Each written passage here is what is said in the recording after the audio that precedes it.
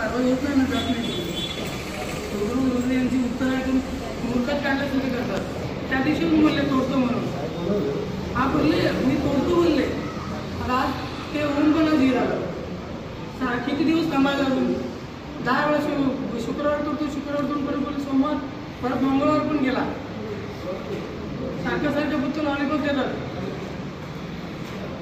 मूर्ख नाही ना आम्ही 10 वेळा ऐकून घ्यायचं एक आश्वासन. नाही तोडायचं तर नाही सांगायचं.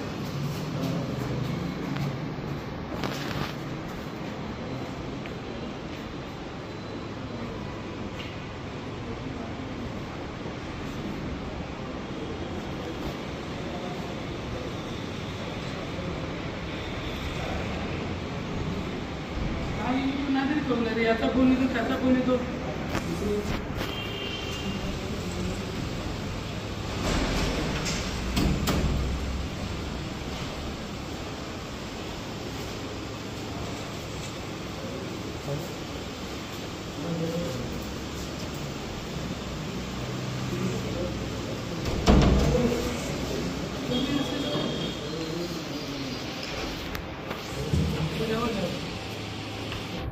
मागील 1 आठवड्याआधी मी साडी आणि चोळीचं आंदोलन केलं होतं. त्याच्यानंतर मला निलेश म्हात्रे यांनी आणि दीपक सावंत उपायुक्त यांनी आश्वासन दिलं होतं की आम्ही शुक्रवारी तोडू.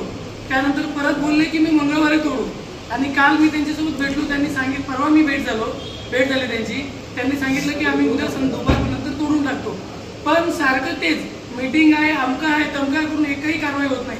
बाकी सगळीकडे कारवाई होते, पण मी जिथे सांगतोय तिथे कारवाई होत नाही.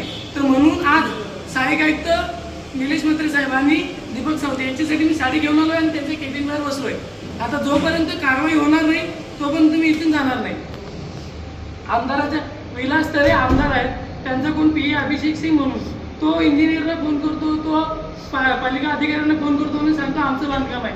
म्हणजे विलास तरेंनी जनतेसाठी यासाठी आलेत की अनधिकृत बांधकाम वाचवायला.